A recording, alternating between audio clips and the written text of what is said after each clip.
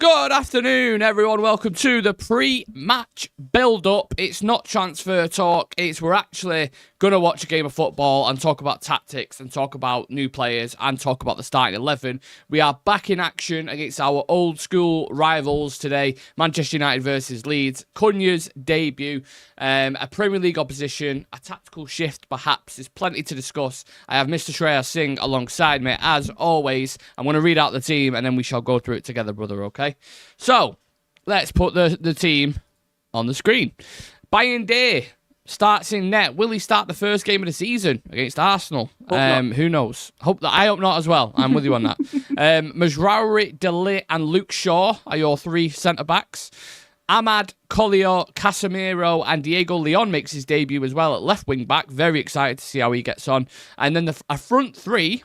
If you would have told us this under Ten Hag, we was mentioning it off camera then, but if you would have said when Ten Hag was in charge that by the time pre-season comes around, we'd have Chido Obe, Cunha and Bruno Fernandes start, you'd be a bit like, that's strange, interesting. So, without further ado, Shreyas, let's get into it. We're going to start with the goalkeeper situation, as we always do every single time.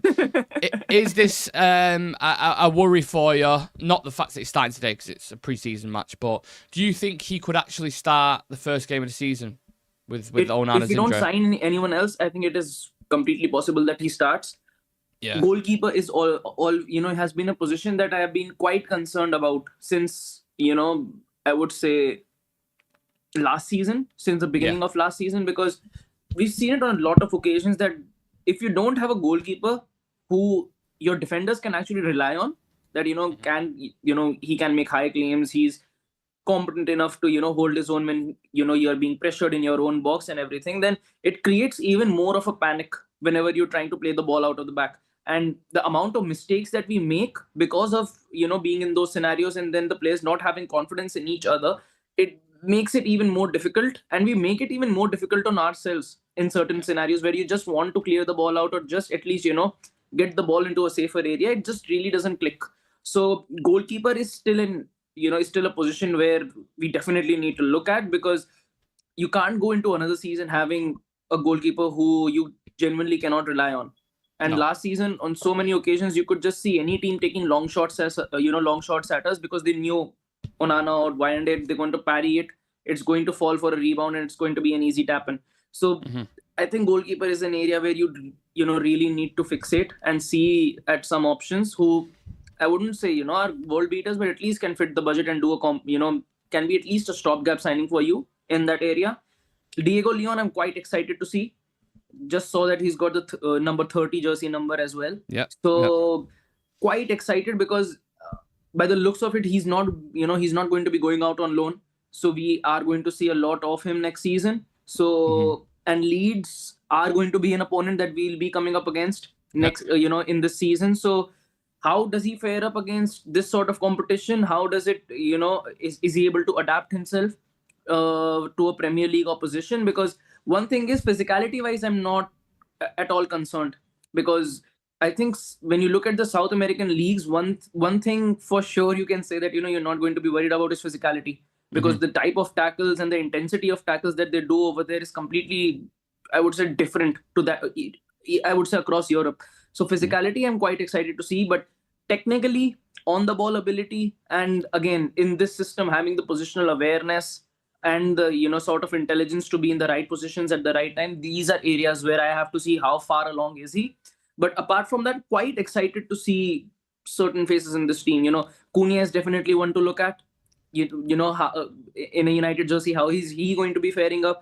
Quite excited to see Collier back as well. How does he fare up as a start alongside Casemiro? So lot of jigsaw puzzles and lot of players you can take a look at in this game. Absolutely. We will dive into all of that and we will talk about all that. So I love it.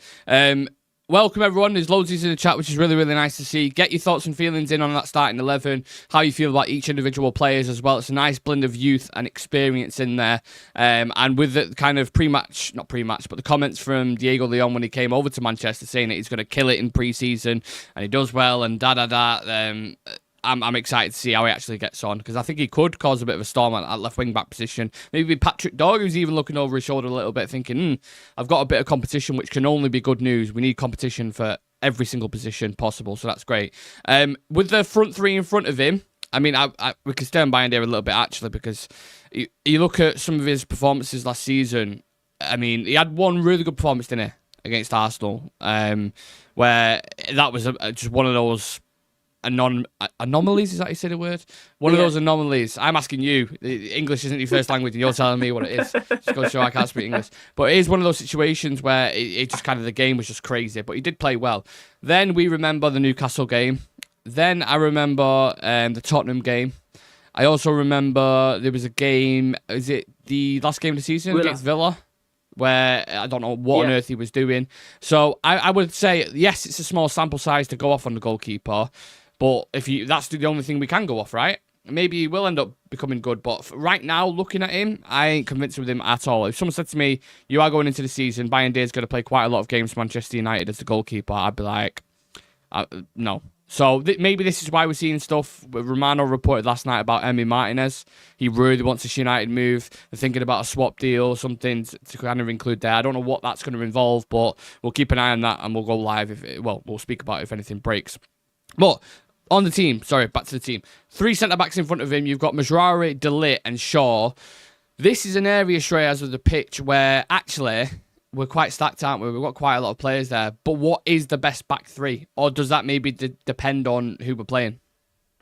I think taking it up, you can't really, say upon who you're playing. I think ability-wise and more if you have to look at it from an angle of, who fits the team and, can get the best out of this team. I think De Ligt is a sure shot player for me who starts in it as a centerpiece. Because if you want to play a high line, if you want to play with someone who can link that defense as well as midfield and knows when to step in and step out as that centerpiece in that backline, I think De Ligt is crucially important. I think you really like De Ligt, don't you? Yeah. I feel like whenever we speak about him, you're really quite glowing about him, his performances. And I feel like a lot of people are. I'm still like that on him. I don't know why. The thing is, I've seen Maguire play in that back three and he does a solid job for us. But whenever I see De Ligt play in that backline, I see us with a lot more intent moving forward. I see us, I see the passing out the back and I see the link with midfield a lot better than what I see with Maguire. I think Maguire, again, is an exceptional player in a, as a centerpiece in the back three, but I think we get a lot more out of this team if you have De Ligt in there. I think Mazraoui as well is quite competent as that right-sided centre-back. And I think across last season as well, he's played tons of positions. He's played as a 10, he's played in midfield, he's played as a wing-back, full-back, as a centre-back. But in this system, I think he has a future as a right-sided centre-half. And you need those sort of players as well in and around your team that, can do a good job for you in multiple positions. And Amorim has said it a lot of times that he wants and likes those, hybrid sort of players who can function across different areas in this team. So Mazraoui is quite important in this team. Luke Shaw, I think he's past it, honestly. He didn't look great, did he, when he came back last season? I think the injuries have taken a massive toll on him for sure, but he looks like, he's lost a considerable amount of pace. Yep. He's quite, and I think he hesitates in a lot of 50-50 scenarios as well. He doesn't really push in as much because I think even the player is quite worried that he might risk another injury or, he'll have another setback. And I think at least when you look at your options to play in either position, I would say whether it's a midfield or defense or attack, you need someone who can guarantee you at least 30 games a season. Yeah. And when I look at Luke Shaw, I cannot say that he can guarantee you even 20 games a season. Like, even though, you just have the Prem to look at next year, even if he's, playing since the start of the season, I can't guarantee that he'll even play 10 to 15 games at a stretch for us. Yeah. So, and I think, honestly, it is time to move on from Luke Shaw. I think you've got other options who can come in and do a better job than him. I'm quite impressed by Eden Hemen. I'm quite impressed by Lenny Yoro. I think even when Lisandro Martinez comes back into the team, I think he'll do a very, very good job as well. Because before that injury, he was getting goals, assists, and he was looking a lot more like the version of, Ten Hag's first season. So I think we are quite covered in that centre-back department. But for me, if you have to pick like the best best back three, it has to be at the moment De Ligt, Yoro and Mazraoui. A lot of people like Euro, or seem to like Euro on the left-hand side, don't they? Think about his performances against Lyon and then kind of in the latter stages of last season. Yeah. But either way, if you've got Lenny Euro in the side, you look how promising he looks. Him and Dorgu were actually probably our better players in the final from what I remember. Yeah. I think they've got their ceilings are quite high, especially Lenny Euro. Obviously, he's not in the team today, but you've still got quite a lot of people to come back into there. I actually think Aiden Heaven, for the run that he had when he first came in the team, I remember him starting, or Amrin starting with him against Sociedad in the quarterfinal. I was like, oh, is that not a bit too much? And he just handled it seamlessly. Like he just seemed to fit in perfectly. And I think for £1 million, he seems like it might be early, but I think he seems like an absolute steal. Luke Shaw, like you said, I absolutely agree with you. I don't think you can rely on him. You just can't. You've seen a lot of stuff at the minute that Casemiro's lost a lot of weight, that looks super lean. Luke Shaw, very similar.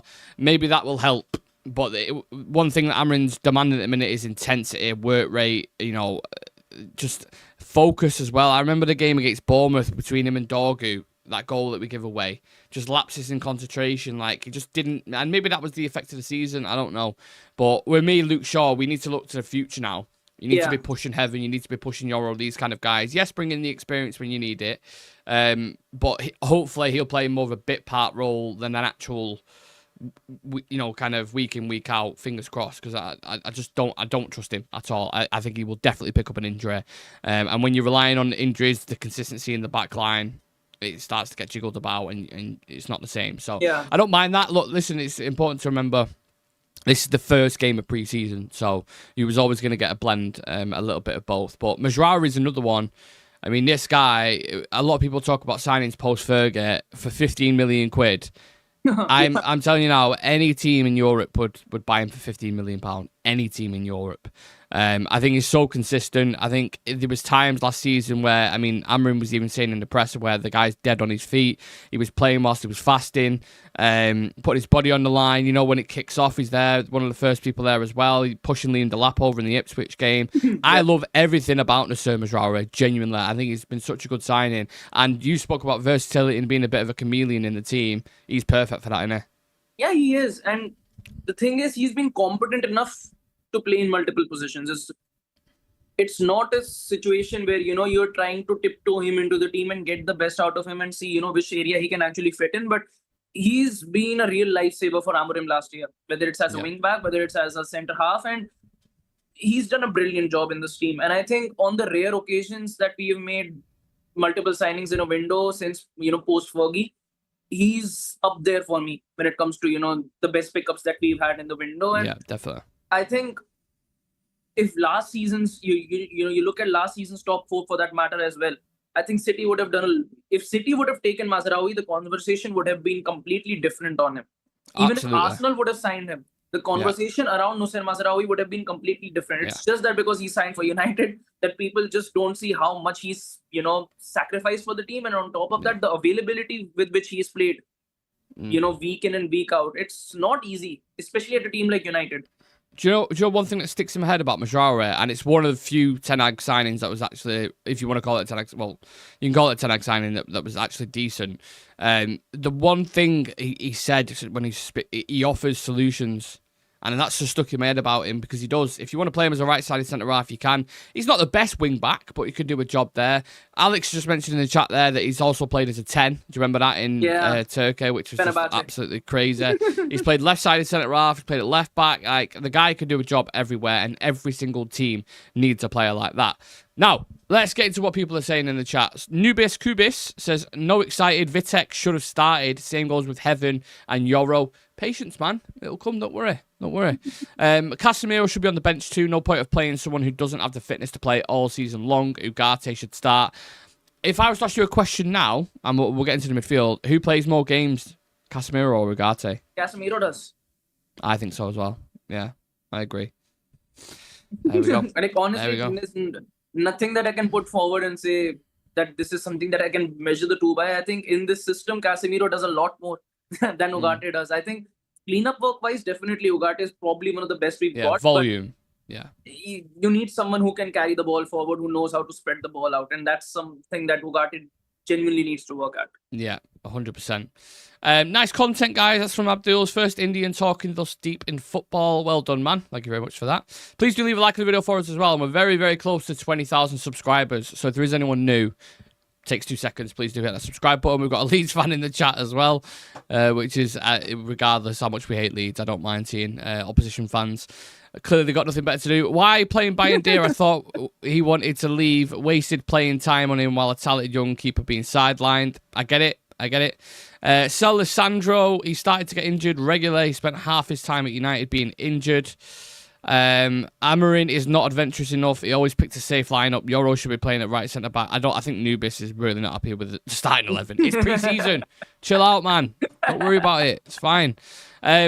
Look, one positive is Amad Diallo starting at right wing back. Do you think that's his best position with Mbumo coming in as well? It's going to be an interesting rotation, that, isn't it? Yeah, I think that's an area where you could see a lot of fluctuation. Maybe in certain games you see Mbumo dropping in that wing back position, and you see Amad playing in as the 10. And I think both of them are quite competent enough, and both of them have got the ability in their lockers to actually play in both of those positions. And I think in this system, it honestly doesn't really matter as much as to who plays, right wing back and who plays in the 10, because whether you play in either of those positions, you're going to get equal opportunities to bomb forward.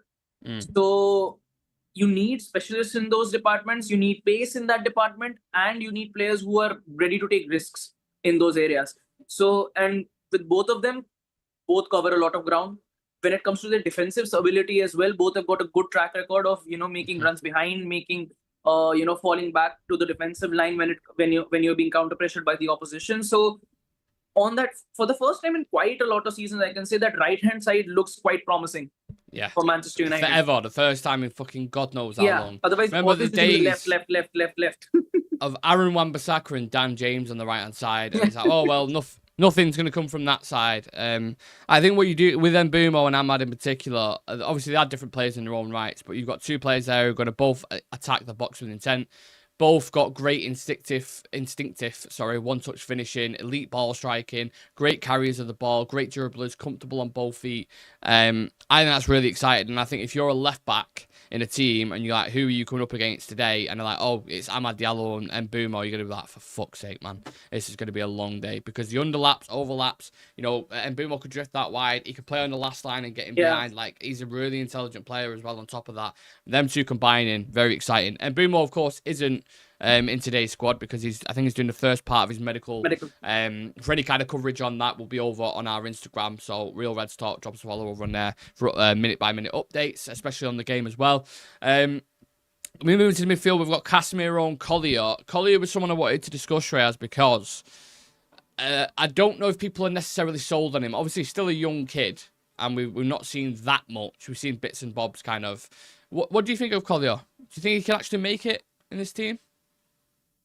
I think there is a good chance of him making it right now. Reason being, I think when it comes to that midfield, there are still a lot of... I don't think we still have your out-and-out options. Like, I don't think even Amram knows his first choice double pivot in this team at the moment. I think when it comes to the attack, he still has his options. When it comes to the defense, he still has his options. Even at wing backs, at least for the players he's got, he knows who the best ones are. But when it comes to the midfield, it is still up in the air. You have to, whether you pick Ugarte, whether you pick Casemiro, whether you ship Bruno a bit deeper, whether you go with Kobe Mainoo in that area. So no one has really taken that position by the helm and gone, this is my spot. So with Collier in that area, one thing good with Collier is he knows how to control the tempo of the game. He knows when to slow the pace of the game down. Defensively, I've been quite impressed with him. And I just think that this role is quite, it expects a lot from a midfielder. You need to be an all-rounder in this department. I think there is still a lot of development left for him to do. I think as a backup, I think he can be a very decent option for us. But I would want him to get a loan deal. I would want him to, go to another club, get some consistent minutes in, work up his physicality a bit, and then come back into the team. Because I think talent-wise, ability-wise, I think he can definitely make it at United. But there are still areas he needs to develop in, and those areas can only be developed if he gets consistent minutes. And I'm not sure whether he'll get it at United at the moment. The one issue I take with the midfield kind of landscape at the moment is you have quite a few players who, in terms of volume and distance covered off the ball and putting fires out, you've got Collier and Ugarte who are really good at that, I think. You have Bruno Fernandes, who will put the distance in. He's not necessarily kind of a Kante type at all. Like, he's not going to high volume of tackles and interceptions in important key areas. He's not that kind of defensive midfielder. So if he's gonna have a long-term future in the midfield, you need someone to partner alongside him who can do a bit of a Kante dogged job, but also is really competent on the ball as well. And I don't think we have that profile of player at the moment. That's the issue. Collier, for all his I like Collier because of his simplicity. I think sometimes when you watch Michael Carrick, he just kept things very, very easy and simple. And he does that, and that's good for a midfielder coming into the game. But I want him to be a little bit more adventurous this season. Exactly. I want to see some kind of, like switches of play between the lines, little disguised passes as well. Those kind of things I want to see. Whereas I think Mainu is capable of doing that. And I think he can grow with that. But the thing is with Mainu is the athleticism on the other side of it. Where Amrim, whenever he spoke about Mainu off the ball, it was always like his recovery runs are not good enough. He can't get back into shape quick and all these kind of things. So it's like, whichever player you go with, there's always a little flaw there where you're like, oh, well, he's not exactly the perfect player. So with that in mind, you would think, okay, well, we still need to sign a midfielder, don't we? We definitely do. And I think right now, the only one I think even he prefers in that midfield is actually Casemiro, because defensively and when it comes to organizing the shape of the midfield, he's got a lot of experience in his locker. So I think honestly we do need a signing in that midfield. I think if you get the right person in, you can even get away with slotting Bruno in that area. But it depends on who we are actually able to get in. Right now, things seem, we signed Mbeumo, we signed CUNHA. Now the real work starts. You've got your attackers sorted. Now the real work starts. Who's going to be this, number 9? Who's going to be your midfielder? Who's going to be a wing back if you pursue a deal for a wing back? And who's going to be a goalkeeper if you pursue a deal for a goalkeeper? I think I think the next 2 signings which United definitely need to look at is, a striker and a midfielder first. Yeah. So right now, I think both of those areas, they can only happen if we are able to get some outgoings. And right now, I don't know how far along are we when it comes to deals for Rashford, for Sancho, for Anthony, Garnacho. So there's still a lot of work that needs to be done. And once these outgoings actually start happening and we get, like 20 mil for any player or 50 mil for any player, then you can actually say we've got this much to work with. These are 3-4 players we can consider in this position, can do a job for us, and then we make offers and negotiate and get a deal. But the season is not that far away now. Preseason is already here. So before that Arsenal game, we definitely need a midfielder in, we definitely need a goalkeeper in. So there's still a lot of work that is yet to be done. Yeah, I completely agree. Now Bruno's starting in a higher position today. He's starting more as one of the 10s, it seems, because you've got Collier and Casemiro in there. But I do feel like his long term is going to be in that midfield, and I'm interested to see if his games changes up slightly, because with Bruno, you know what you get. He tries to do everything, doesn't he, almost, which can be really helpful at times, but can also be kind of a detriment to his own performance, where he gets dragged about a little bit too much. But with Mbeumo coming in, with CUNHA coming in, with Ahmad hopefully staying fit on top of that, and if they get a number 9, there's not such a heavy reliance on Bruno if they deliver. Yeah. So I'm interested to see how he kind of not reins it in. I mean, suppose you can call it that, but becomes more not reserved. I don't know what's the word I'm looking for. Measured, maybe, is probably a better word to use in midfield. Just kind of how he handles the ball, how he dictates play for the midfield as well. I'm interested to see just kind of switch dynamic, because I do think you might see a slightly different Bruno Fernandes. But yet again, I still see a world where we might see Bruno in the 10. Reason being, I think if we are not able to get a striker in, maybe CUNHA plays number 9. Yeah, I think so. He's definitely going to play a couple games in number 9, 100%. I think Mbeumo as well could play as a number 9. I think you might see a split. I think there is a world where we could see a Bruno, CUNHA, and Mbeumo front 3. And it's not out of the realms of possibility, because both CUNHA and Mbeumo can do a very decent job for you at striker. And since it looks like all of the strikers who United are looking at right now are quite out of our budget, maybe we need to look at our options and go, we got these players, we got him, why not give this a shot? Yeah, I agree. Mason Mount is still around at the club, I forgot. Yeah, but again, it's the same conversation with Luke Shaw, I suppose, isn't it? Like, he's got, if he stays fit, perfect. I like Mason Mount. I know some people, quite a lot of people don't, but I think he's shown towards the end of last season the type of player that he is if he's fit and available, and he's a good addition. I'm not saying he's going to be starting every single game, but I think having players like him, CUNHA, and Bumo, Xerxes, Bruno, all in those roles, I think you've got different options depending on what kind of team you're playing. That you're playing against. Before we get into the actual attack, which is Chido and CUNHA, obviously we want to talk about Mateus Cunha's first game. But before we get into that, Dorgu, you got the wing back situation with Dorgu and Diego Leon. Diego Leon making his debut today. But Patrick Dorgu, what did you make of him? Obviously signed in January from fucking hell, it's a team in Italy. Remind me, Lecce, wasn't it? Yeah, I was just saying Lawns then. I don't know why. I think we got similar colour badges.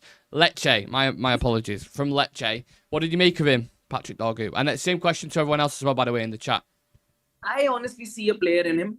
I think I agree. Certain people forget that he's quite a young player moving on from Serie A into a United team that is nowhere near the races when he just came in, and he impressed me a lot. With his number of crosses that he put into the box. I think he's more of a threat when he plays as that inverted winger on that right hand side. I think his performances are a lot better playing on that side. Maybe with time he develops as a left wing back as well. But I think physicality wise, pace wise, and even if you have to say someone who knows when to bomb on as that wing back, with that natural instinctiveness, I think he's got those abilities in his locker. Again, there's a lot of development left in him. There is still a lot of room for growth and improvement, but there is a solid talent there. And I think people don't understand that he's not Theo Hernandez, who's just moved from Milan to United. He's a completely different player, and give him time, honestly. Yeah. Patience. So, and you need to nurture those sort of talents, and once they get the right environment, once they get the right sort of players around them as well, who can get be the senior players who they can rely on in certain scenarios, that's when you get the best out of these guys, and hopefully Dorgu can fall into some of those players. My analysis of him when he first came in, I looked at the profile, I looked at his performances at Lecce, and I was like, this is someone we definitely need, because I think athleticism, strength, relentlessness as well. Like, he will just, similar to Garnacho a little bit, where he will just keep going and going and going. And I actually think there was a lot of times where he was very unlucky not to get like a couple of assists in a game, where he'd get into like the final third, the typical City kind of position where you get to the byline, squares it, puts it across, and there's no one there to kind of convert. Or there was a situation where we played it out short from a corner, as we always do, and he put a ball in, I think it might have been with his right foot, actually. Yeah. A couple times. Yeah. And missed it both times. So you look at situations like that, you're like, if you have someone who sniffs a goal like a Cavani does, that's probably being converted into an assist. So, I think there's upsides and downsides with the game. I think defensively definitely needs to work on that. I know as a wing back, the emphasis is more on being predominantly more attacking, but in the big games, when you 1v1 or the little lapses of concentration, we mentioned Bournemouth before, where it gets played into him, he's not really aware of his surround. Like the Premier League, you get 2 seconds on the ball, and it's like that. The intensity is just next level to any other league in Europe. So those are the things that he will work on. The guy's been here 6 months. You know what I mean? Yeah. Like, he needs a bit, and he came in halfway through a disastrous season. Expectation, we don't have a natural left-footed wing-back to play there. Like, there's a lot of context involved around Patrick Dorgu. I think he's a good player, and I think he will develop into a good player. Chivy in the chat saying, very impressed with Dorgu. He had a few underwhelming performances towards the end of the season, but if surrounded with top-quality players, his performances will improve. Speaking of top-quality players being surrounded by him, Mateus Cunha is going to be ahead of him, Shreyas. When you've watched him for Wolves, what do you really, really like about him, and what do you think he's going to bring to United? Quality. Yeah. Honestly, quality. End the stream. Yeah. Honestly, if you look at him and you look at our entire front three last year, there's no one good enough who can even match up to him. When you look at the attackers we had last season, and if you look at him right now. And one thing that I really like about him, he's quite decisive in the final third.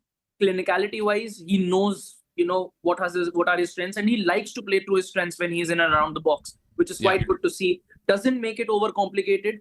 when he moves the ball into the final third. And on top of that, one thing I do like is he likes to take players on, and he knows how to figure his way around 1v2s and 1v3s, and you need that sort of ability in this sort To of unlock. Yeah, and in this front three, where in certain scenarios you will be outnumbered, you need these sort of players, and especially when you got someone who can get goals from outside the box, it honestly helps you a lot.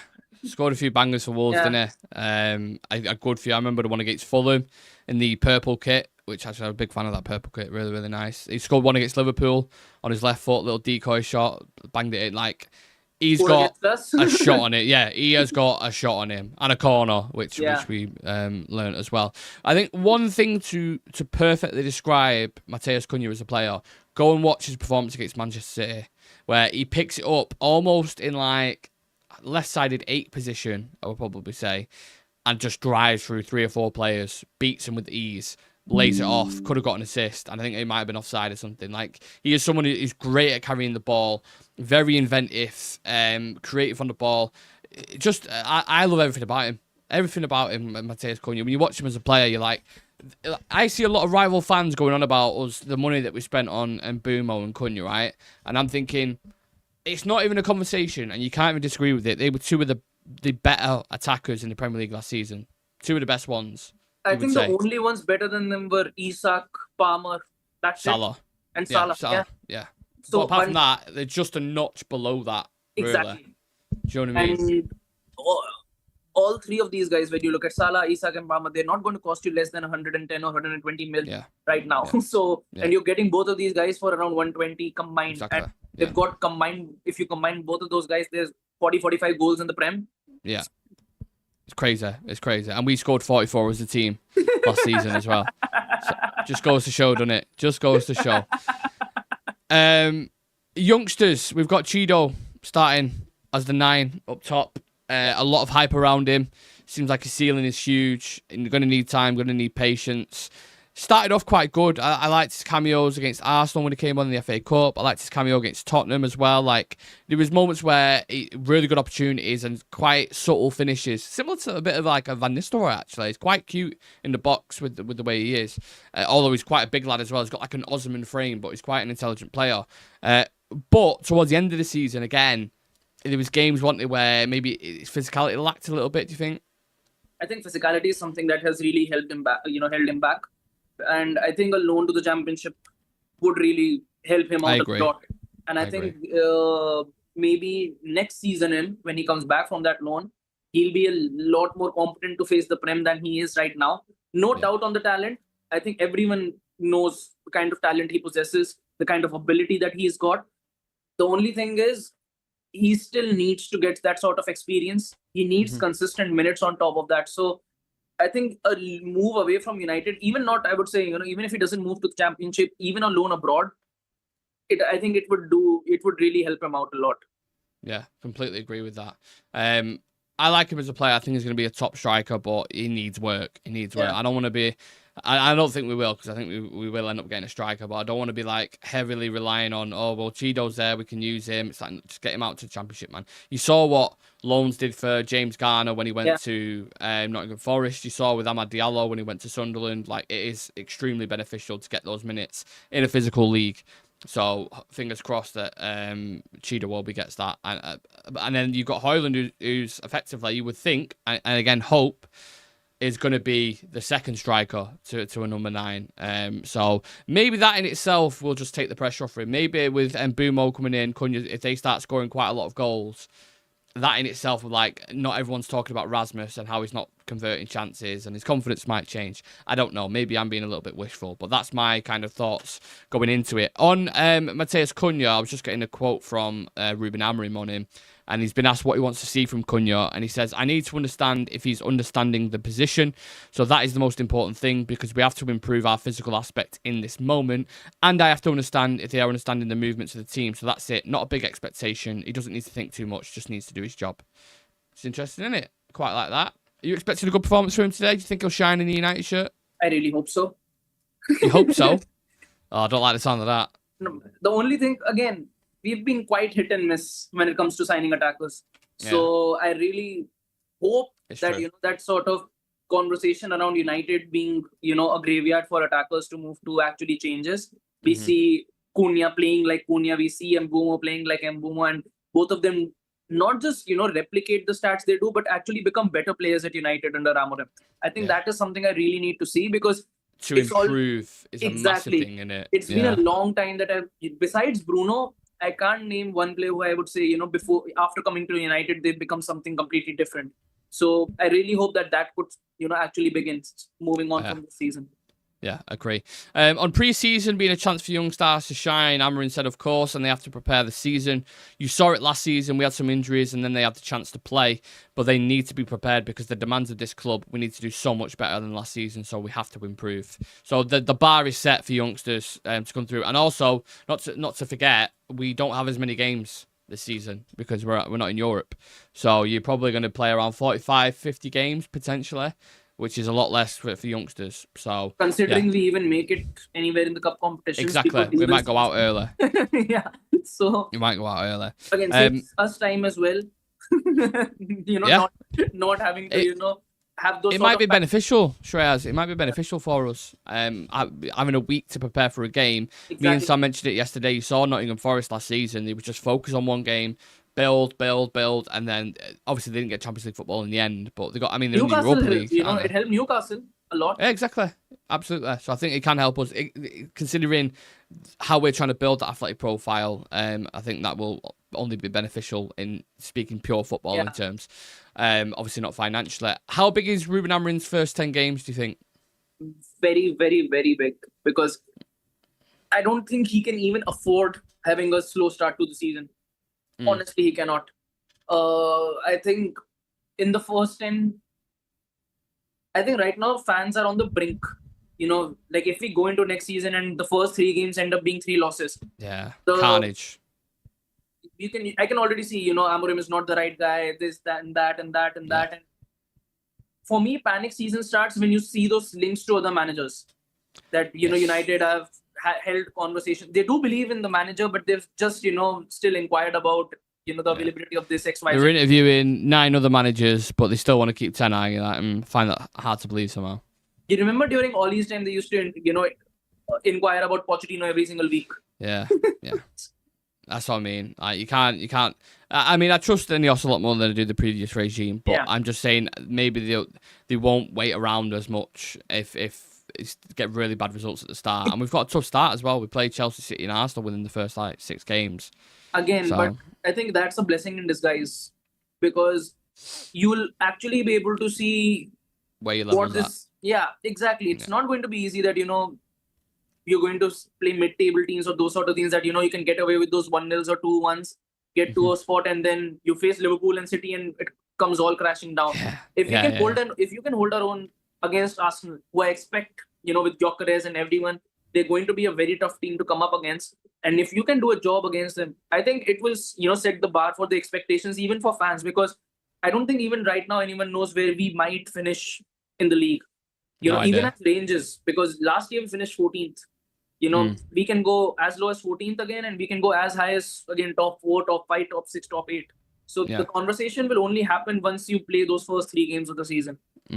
Well, we'll save it for the big season preview, which will be in a couple of weeks' time, which will be very interesting, where everyone makes their predictions of where Man United will finish, who's going to be the top goal scorer, and a load of other stuff as well, which is, looking back at it, it's always funny. With the actual pre-season build, are you happy with it? The teams that we're playing, where we're going, everything like that? Have you looked much into it? Obviously, we're playing Leeds in Stockholm today. Then we fly out to the US. We play Bournemouth, is it? West Ham, Bournemouth, Everton, Fiorentina, and then Arsenal. I think we kick it off the first day of the season. Happy with that? Quite happy, because again, very excited to see De Gea again in Fiorentina colours.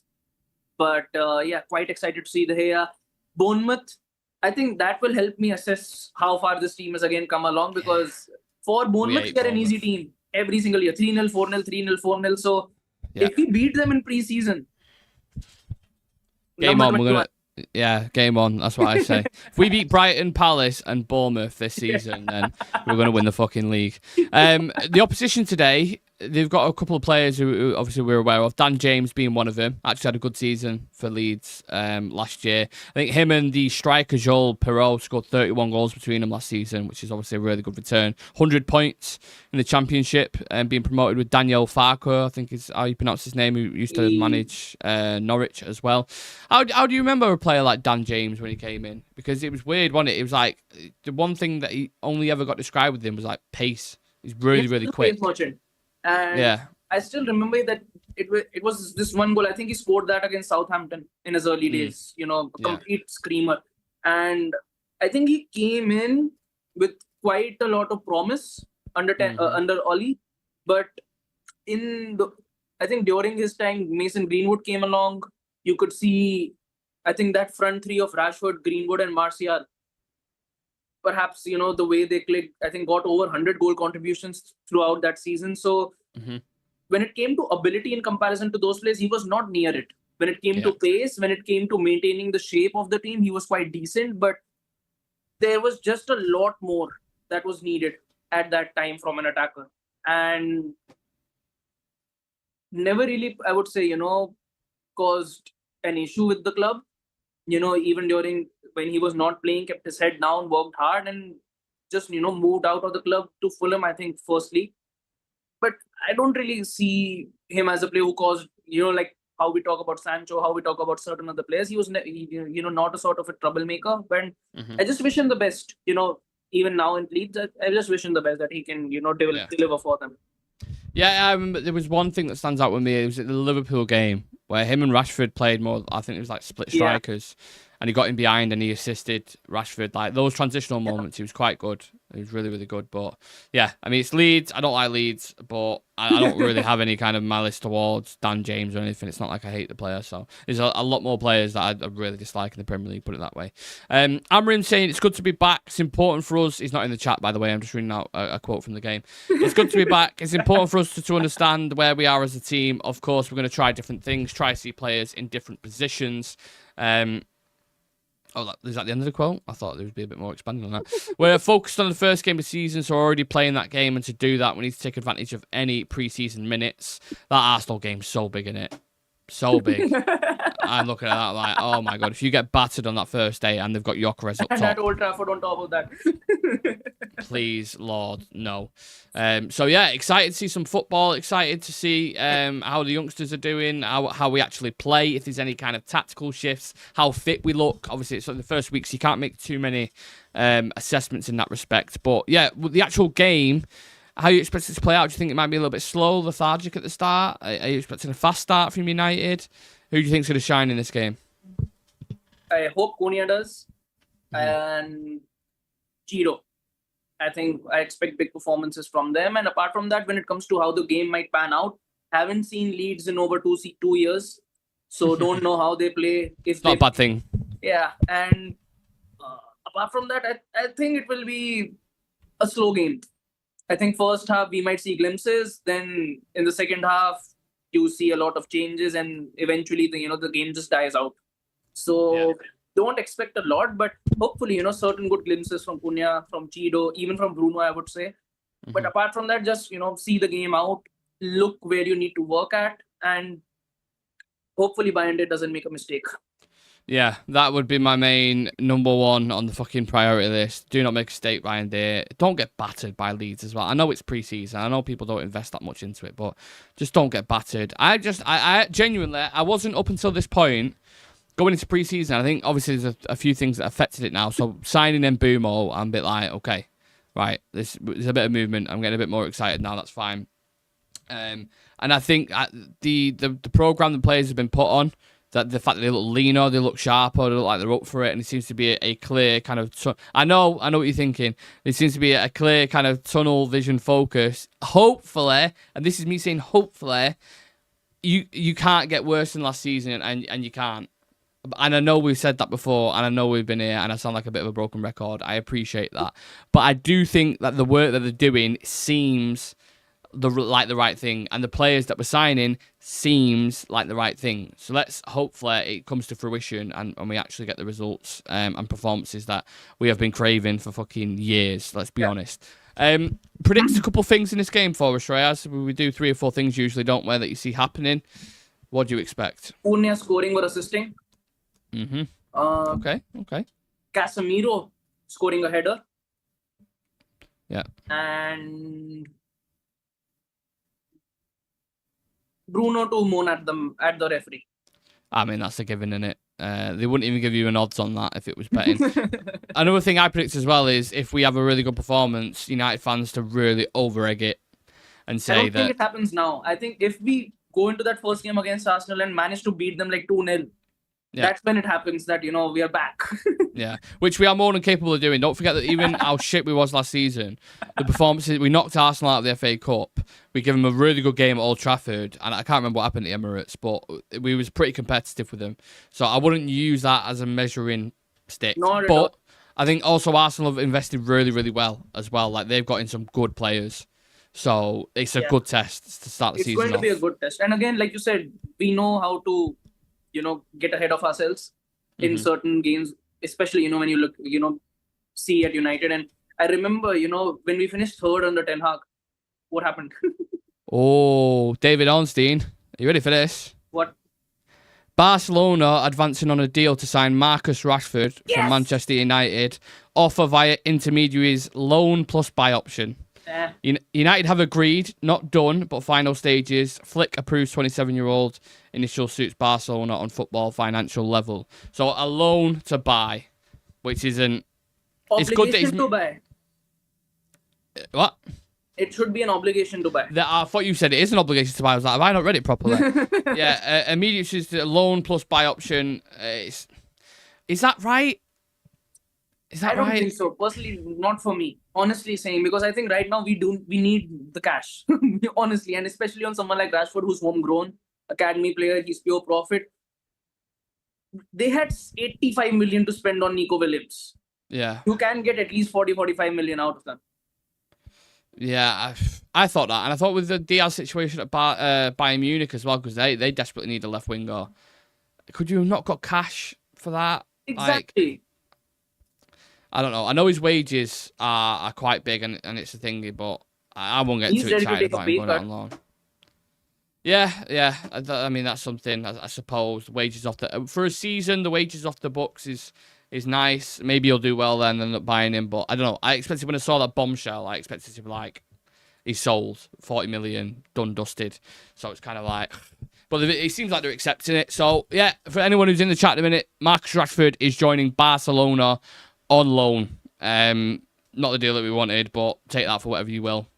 Do whatever you want with it. Sorry, I interrupted you during your prediction then. What were you saying, sorry? I said that when it comes to, over-predicting things, I remember, when we finished third during Ten Hag's first season, we had that preview during the Champions League where we got pulled in with Galatasaray, Copenhagen and Bayern Munich, and both of us, we predicted to at least go till the semis or the finals in that year. So, with United, we really need to check, first off, even if we have a good performance, that, we can keep it sustained over a prolonged period, have some consistency, get, at least 3 to 4 positive results in a row. That's the only way you can even make a conversation for us getting in the top 6. Yeah, agreed. Sorry, I'm just typing an update on this. Trying to think what else. Nath is saying Luke Shaw getting injured, Casemiro goal. Tell Barca to do one. Terrible deal for us. Where can we stream this match, please? I think it's on MUTV or other websites are available if you don't want to pay for the MUTV subscription. I can't give you those websites, but there are other websites. I really need to... This mic is just fucking getting in the way. Let's put it down there. Right, we shall leave it at that. Sorry, I'm just... typing that up. This is the problem. This is why I need my podcast arm to be on there, because I can't fucking do that. Right, I'm done there. Right, we'll leave it at that, people. I think there's a 10-minute delay, by the way, on the game. So I'll give you my prediction and then we'll head off. So I think Bruno Fernandes, goal or assist. I think Leeds will score. Of course. Of course. I think some youngsters might surprise you. So Diego Leon, I think, might surprise quite a lot of people. And yeah, I don't know. I'm just excited to watch football again, man. I mean, the Club World Cup when it got to the last stages was quite nice. I mean, the Club World Cup when it got to the last stages got better, but the initial group stages were fucking terrible, and I couldn't be arsed watching it. This is a team that I'm invested in. This is a team that I'm praying does well, and is my lifeblood. So please, as we kick this season off, Man United, do not have a shocker. Even if you finish in the top half, I know it sounds really low bar, but consider it in 15th last season. Even if you finish 8th and above, it's an improvement, and we'll move. Sheikh Hadi saying, check Ornstein tweet. We've been through it. We're on it, mate. Don't worry about it. Yeah.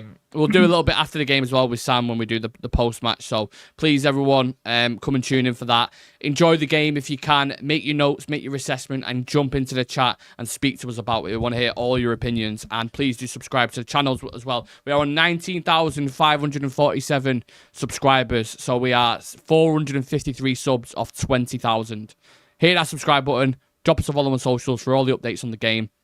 And me and Shreyas will see you guys after the game.